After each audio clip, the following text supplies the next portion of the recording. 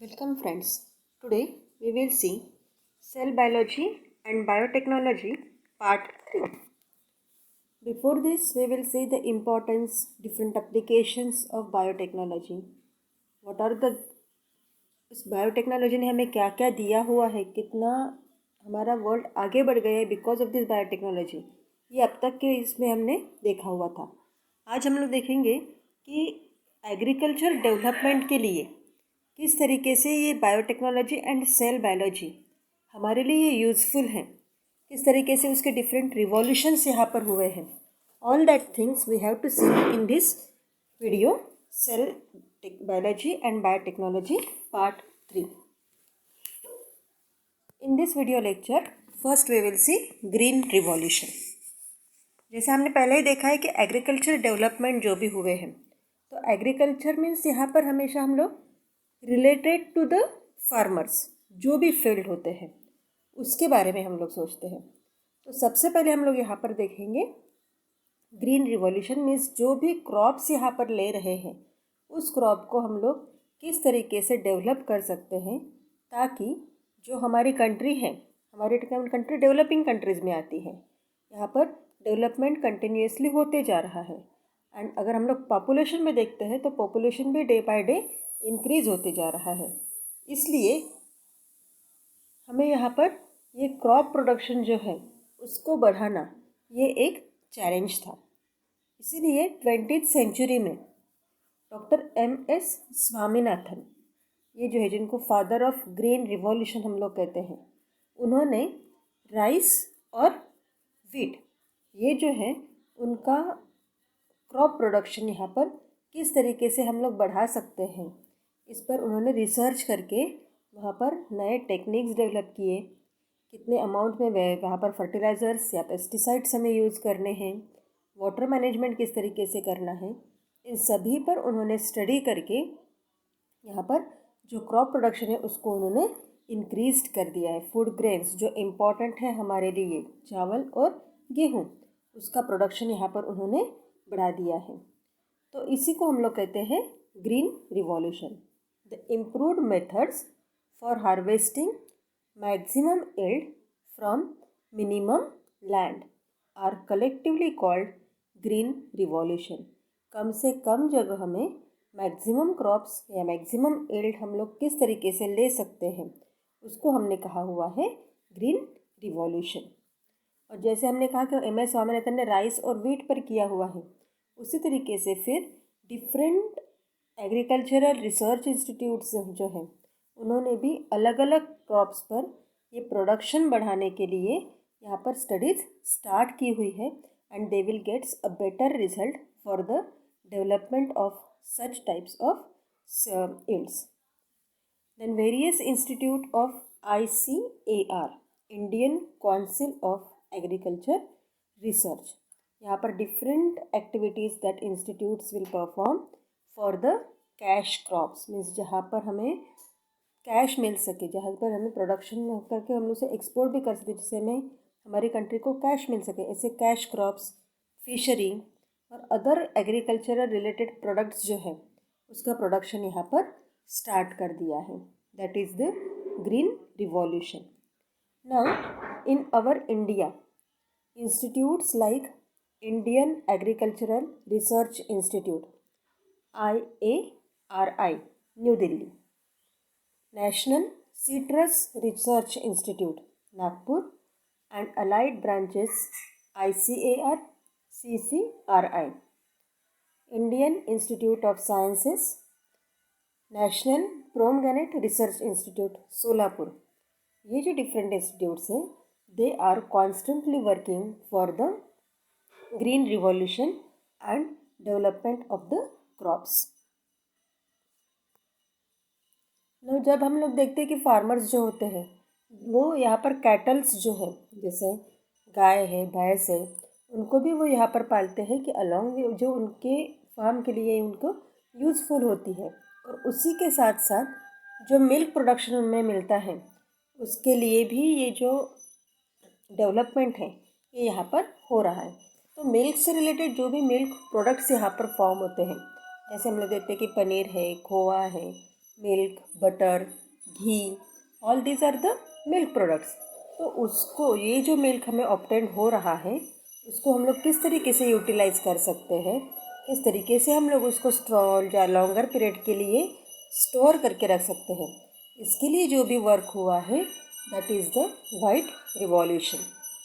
और उसी को हम लोग देखते हैं यहाँ पर, the cooperative dairy movement that was undertaken with the help of biotechnology to produce abundant milk and dairy production is called white revolution।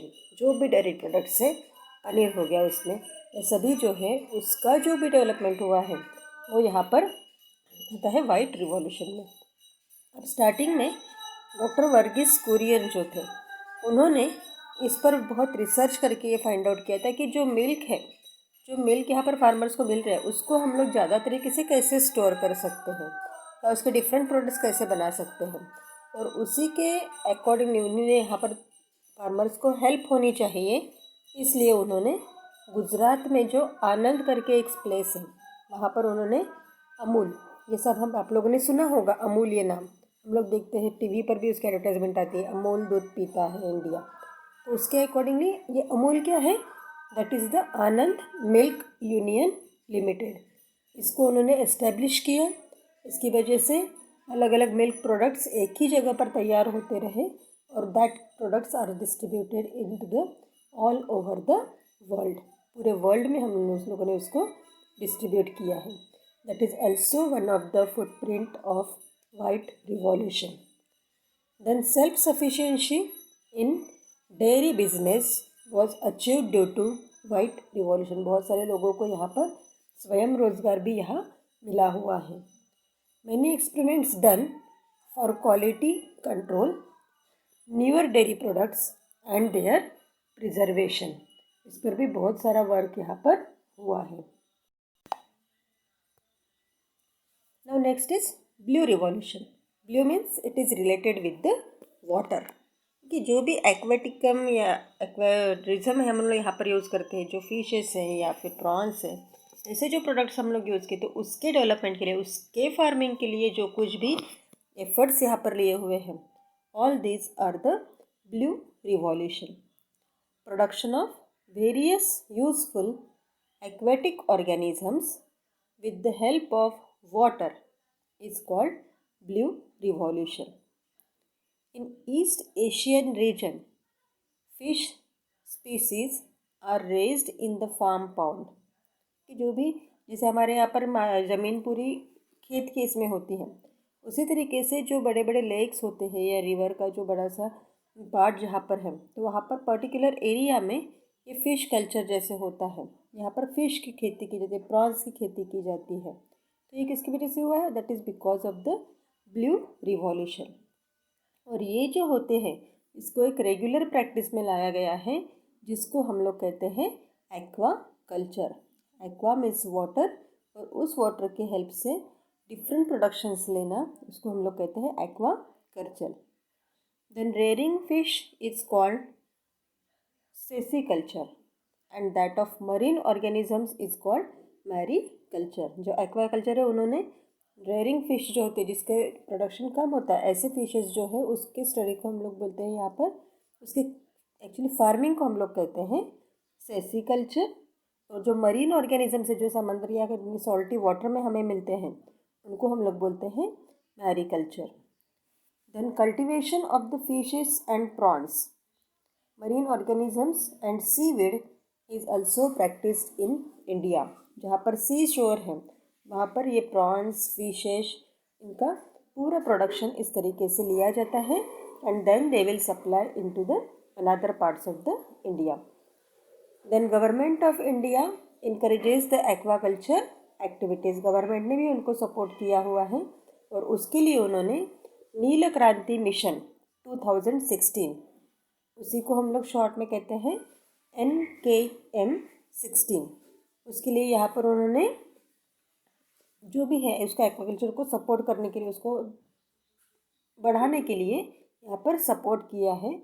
और उसी के लिए उन्होंने ये जो प्रोग्राम यहाँ पर लॉन्च किया है, नील क्रांति मिशन 2016, तो उसके लिए 50% to 100% सब्सिडीज़ जो होती हैं उसको ऑफ़र किया हुआ है ताकि उसका डेवलपमेंट हो सके। Then aquaculture and marine culture can be carried along Indian coastline on a large scale. जो अभी हमारा समंदर किनारा है उसको यहाँ पर ये पूरा यहाँ एक्वाकल्चर एंड मरीन कल्चर यहाँ पर होता है। और उसी के साथ साथ फ्रेश वाटर फिशेस जो होती है जैसे राहू एंड कटला, और फिर मरीन वाटर फिशेस भी होती है, ब्रैकिश वाटर जो फिशेस प्रॉन्स होते हैं, लोबस्टर्स होते हैं, उसका भी कल्चर यहाँ पर लार्ज स्केल में किया जाता है। देन जब हम लोग पूरा अगर फार्मिंग यहाँ पर देख ही रहे तो उसमें फर्टिलाइज़र्स जो होते हैं that fertilizers will also plays an important role. तो यहाँ पर दो टाइप्स के फर्टिलाइज़र्स हम लोग यूज़ करते हैं, एक है ऑर्गेनिक मैन्यूर एंड दूसरा केमिकल फर्टिलाइज़र्स। अब ऑर्गेनिक मैन्यूर्स मीन्स क्या होगा, जो हमें लिविंग ऑर्गेनिज्म से मिलता है या जो हमें नेचर से ऑब्टेन होता है, that is the organic manure. और जो केमिकल फर्टिलाइजर्स है means chemically we will synthesize that fertilizers. अब ये फर्टिलाइजर्स करते क्या हैं, they will absorb the increase the water holding capacity of the soil. Water hold करने की कैपेसिटी, वाटर एब्जॉर्ब करने की जो कैपेसिटी है वो यहाँ पर बढ़ जाती है, and because of that soil conservation is also happen. Soil का भी यहाँ पर कंजर्वेशन होता है by the use of this manures. Due to humus formation upper layer of the soil is formed. Soil की पूरी अपर लेयर, जैसे हम लोग उसमें ह्यूमस डाल देते हैं तो अपर लेयर जो होती है सॉइल की यहाँ पर तैयार हो जाती है, और जो इसेंशियल एलिमेंट्स होते हैं जैसे नाइट्रोजन, फॉस्फोरस, पोटेशियम, जो प्लांट्स की ग्रोथ के लिए यूटिलाइज होते हैं, दीज आर ऑल्सो अवेलेबल, यहाँ पर मिल जाते हैं। उसी के साथ साथ जो अर्थवर्म एंड फंगाई होते हैं they will also act as a good fertilizers. Okay, these are the also biofertilizers we will say it. Then in soil-less farming, that is hydroponics, liquid chemical fertilizers are used. जहाँ पर soil कम है, दलदल जैसे होते हैं या जहाँ पर पानी के इस पर पूरी ये किया जाता है, उसमें लिक्विड केमिकल फर्टिलाइजर्स हम लोग यूज़ करते हैं। There are more harmful effects on liberal use of chemical fertilizers है। हम सबको पता है कि जो केमिकल फर्टिलाइज़र्स होते हैं उसके कुछ ना कुछ हार्मफुल इफ़ेक्ट्स होते ही हैं। That's why we are now using bio fertilizers also. तो ये जो केमिकल फर्टिलाइज़र्स होते हैं उसके बैड इफ़ेक्ट्स होते हैं, बट कभी कभी ये बैड इफ़ेक्ट्स जो है दैट आर उसको हमें सह लेना पड़ता है ताकि जो प्रोडक्शन है वो यहाँ पर बढ़ जानी चाहिए। और because of this chemical fertiliser fertility of the soil जो होती है दैट विल ऑल्सो डिक्रीजेस। यहाँ पर उसकी फर्टिलिटी पूरी डिक्रीज हो जाती है। Now next is insecticides. जो भी यहाँ पर वेड्स बढ़ रहे हैं या अटैक जो होता है किसी इंसेक्ट्स का, तो उसको अगर हमें प्रिवेंट, उससे अगर हमारा क्रॉप हमें प्रिवेंट करना है, in that case we are using this insecticides. तो यहाँ पर जनरली क्या होते हैं, जो प्लांट्स होते हैं this plants have natural immunity to fight against infections. जैसे हमारे इसमें इम्यूनिटी होती है किसी डिजीज़ को रजिस्ट करने की, उसी सेम तरीके से जो प्लांट्स हैं that also have a natural immunity to fight against infection. To eradicate the pest insecticides are used on the plant. जैसे आपने देखा होगा कि फवारनी जो करते हैं तो उस कंडीशन में क्या होता है कि जो भी इंसेक्ट्स छोटे छोटे कीड़े यहाँ पर लगे हुए हैं उनको यहाँ पर कंट्रोल करना और उनको अटैक करना, ये यहाँ पर उसका मेन बेसिक कंसेप्ट होता है। और उसी के लिए वजह से हम लोग हमारा जो इन्वायरमेंट है उसको भी यहाँ पर हार्म होने से बचाते हैं। Then natural pest control measures such as insectivorous frogs and birds keeps the pest production under control. जो भी फ्रॉग्स होते हैं वो क्या करते हैं, इंसेक्ट्स खाते हैं, they will use that insect as their food. तो ये बर्ड्स है या फ्रॉग्स है उसको भी हम लोग यहाँ पर यूज़ कर सकते हैं to control the pest population. But ये जो यहाँ पर हम लोग यूज़ कर रहे हैं वो यहाँ पर इतना बेनिफिशियरी नहीं होता है। That's why most of the times जो पेस्टिसाइड्स और इंसेक्टिसाइड्स यूज़ करते हैं that are mostly chemicals. These are the toxic to all resident organisms, जो भी बाकी के ऑर्गेनिजम्स के लिए भी ये हार्मफुल होता है। बट जो प्रोसेस यहाँ पर होता है that is the essential process.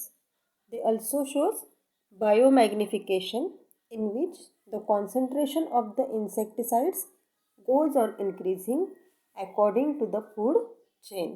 ठीक है, फूड चेन पर अफेक्ट हो सके उसके अकॉर्डिंगली यहाँ पर जो इंसेक्टिसाइड्स हम लोग यूज़ करें उसका कॉन्सेंट्रेशन यहाँ यूज़ करते हैं। इसके एग्जाम्पल अगर हम लोग देखते हैं तो जैसे DDT है, मैलाथियन है, क्लोरोपाइरीफॉस, ये जो है these are also the used as insecticides. Then organic farming, ये ऑर्गेनिक फार्मिंग जो है वो अभी हमें पता चल ही गया है क्या होता है ऑर्गेनिक फार्मिंग। बहुत सारे लोग जो है वो अपने घर पर ही ये ऑर्गेनिक फार्मिंग यहाँ पर करते हैं। तो इससे क्या होता है, जब हमें केमिकल फर्टिलाइजर्स यूज़ नहीं करने या पेस्टिसाइड्स हमें यूज़ नहीं करना है तो उस कंडीशन में नेचर का बैलेंस बनाकर रखने के लिए और जो भी केमिकल्स की वजह से हमारे बॉडी पर बैड इफ़ेक्ट हो रहा है उसको रोकने के लिए ये जो ऑर्गेनिक फार्मिंग है that is the good concept for the better living thing. अपने बेटरमेंट के लिए यहाँ पर ये बहुत यूज़फुल होता है। अब इसमें कहते हैं ऑर्गेनिक फार्मिंग में यहाँ पर ऑर्गेनिक प्रोडक्ट्स यहाँ पर यूज़ करते हैं। जैसे जो हमारे सब्जी का यहाँ पर पूरा का कचरा निकलता है, गिरे हुए पेड़ के पत्ते हैं, काऊ डंक है, इस तरीके से ये अलग अलग मटेरियल यूज़ करके ये ऑर्गेनिक फार्मिंग किया जाता है। और यहाँ जो भी पोल्यूशन हो रहा है because of the chemical fertilizers and pesticides वो भी यहाँ पर कम हो जाएगा। सॉइल की फर्टिलिटी जो डिक्रीज़ होती है, इंसेक्ट पेस्ट जो होते हैं वो रेजिस्टेंट प्रॉपर्टी यहाँ पर बढ़ जाती है और उससे कुछ डैमेजेस भी होते हैं केमिकल फर्टिलाइजर। ये सब को अवॉइड करने के लिए ये जो ऑर्गेनिक फार्मिंग है that is more important. And organic farming can help to save the environment from such effect. Environment को हम लोग इस ऑर्गेनिक फार्मिंग से बचा सकते हैं। जैसे यहाँ पर हमें दिख रहा है oil cake and vermi culture. Vermi culture means यहाँ हम लोग डिफरेंट फर्टिलाइजर्स जो है या ग्रोथ सॉइल की फर्टिलिटी बढ़ाने के लिए जो कंपोनेंट्स यूज होते हैं that are prepared by this vermiculture, या अर्थवर्म जहाँ पर यूज होते हैं that are the vermiculture. Then apiculture. Apiculture means क्या होता है, यस हनी बी से जो भी हमें हनी मिलता है या वैक्स उसमें हमें मिलता है तो उसका भी यहाँ पर लार्ज स्केल प्रोडक्शन के लिए जो टेक्निक यूज़ की जाती है that is called as apiculture. Apiculture is rearing of honey bees to obtain products such as honey and wax. और ये जो प्रैक्टिसेस है ये आर्टिफिशियल हाइव्स मीन्स जो मधुमक्खी का छत्ता होता है उसको आर्टिफिशियली बनाते हैं, उसको प्लेस करते हैं और उससे फिर जो हनी होता है उसको एक्सट्रैक्ट करते हैं without causing any harm to the honey bees और देयर हाइव्स। उसके हनी बीज को भी कुछ अफेक्ट नहीं होता है, उसके हाइव्स को भी यहाँ पर तोड़ना नहीं पड़ता है, बट उसमें से हनी हमें यहाँ पर कंटिन्यूसली हनी या वैक्स हमें कंटिन्यूसली यहाँ पर मिलते रहता है। तो ये जो कुछ भी फार्मिंग होता है that is called as the apiculture. Then cultivation of medicinal plants. Medicinal plants means जिससे हमें दवाइयाँ मिलती हैं तो उसको हम लोग बोलते हैं मेडिसिनल प्लांट्स। तो हमें सबसे पहले पता है कि जो आयुर्वेदा होता है उसमें जो मेडिसिन्स यूज़ करते हैं that all that obtain from the plants. जंगल में पहले जो ऋषि मुनि थे उन्होंने यहाँ पर ये आयुर्वेदा को निकाला हुआ था जिसमें ये डिफरेंट मेडिसिन्स जो होते हैं वो उन्हें ऑब्टेन हुए थे। और हम लोग घर में भी देखते हैं कि अगर सर्दी खांसी भी हो जाती है तो हम लोग हल्दी या अदरक जो होता है जिंजर उसको हम लोग यहाँ पर यूज़ करते हैं एज अ मेडिसिन। तो ये जो पूरे प्रोडक्ट्स हैं उसको कल्टीवेट करना, उसके लिए भी यहाँ पर मेडिसिनल प्लांट्स जो होते हैं उसका कल्टीवेशन किया जाता है। और मेडिसिन्स बनाने के लिए उसका यूज़ भी लार्ज स्केल पर किया जाता है। और इसीलिए ये जो डिफरेंट हर्ब्स हैं या फिर जो प्लांट्स हैं उसका फार्मिंग करना, उसके फॉरेस्ट तैयार करना, that is also one of the method for the production of the different products. अब डिफॉरेस्टेशन की वजह से क्या होता है, ये प्लांट्स जो है जो यूज़फुल है हमें मेडिसिन के लिए, वो भी यहाँ पर काट दिए जाते हैं। इसलिए ये प्रोडक्ट्स भी हमें मिलने चाहिए, इसलिए उसकी फार्मिंग यहाँ की जाती है और उसी की वजह से इसका कल्टीवेशन भी किया जाता है।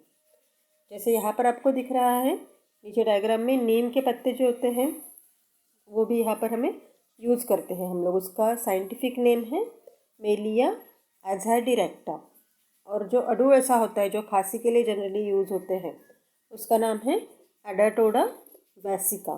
These are the biological names of this medicinal plants, और इससे हम डिफरेंट मेडिसिन्स बना सकते हैं। All that things we have to study because of this biotechnology. और यहाँ डिफरेंट हम लोग एग्रीकल्चरल डेवलपमेंट कैसे हो सकता है उसके लिए ये जो है all these are the important steps.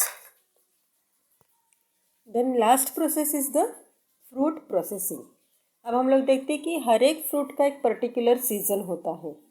जैसे आम अगर हम लोग देखते हैं वो हमें अप्रैल महीने से लेकर जून जुलाई तक मिलते हैं। ऑरेंजेस अगर हम लोग देखते हैं वो भी हमें पर्टिकुलर पीरियड में मिलता है। बट अगर हमें ये फ्रूट्स जो है वो हमें थ्रू आउट ईयर अगर चाहिए तो उसके अलग अलग प्रोडक्ट्स यहाँ पर हम लोग बना कर रख सकते हैं। जैसे अभी आम अगर हमें अवेलेबल हो रहे हैं अप्रैल टू जून तक या जुलाई तक, तो उस कंडीशन में उसके बाद भी अगर हमें उसके कुछ प्रोडक्ट्स चाहिए तो उसको हम लोग जेलीज़ के फॉर्म में या चॉकलेट, जूसेस, जैम्स, ऐसे अलग अलग इसमें हम लोग उसको स्टोर करके रख सकते हैं या उसको हम लोग अलग अलग प्रोडक्ट उससे बना सकते हैं। तो all these are the agro products, इसको हम लोग बोलते हैं एग्रो प्रोडक्ट्स, क्योंकि हमें ये एग्रीकल्चर प्रोडक्ट्स से ही हम लोग उसे बनाते हैं और उसके ऊपर भी बहुत सारे लोगों को यहाँ रोज़गार मिल सकता है। इसलिए ये जो फ्रूट प्रोसेसिंग है that is also useful for the development of the country. Then different methods of fruit processing are keeping in cold storage, drying, salting, airtight packing, preparing jam, condensing etc. अलग अलग इस तरीके से हम लोग उसे देख सकते हैं। जैसे आपका बेस्ट एग्जांपल है माज़ा वाला, तो माज़ा में क्या होता है, जो मैंगो जूस होता है उसको यहाँ पर स्टोर करके रखते हैं ताकि साल भर हम लोग उसको एंजॉय कर सकें। उससे हमें पूरी टेस्ट जो होती है वो टेस्ट हमें मैंगो की ही यहाँ पर फील होती है। तो all these are the different developments in the agricultural products in because of the science and technology.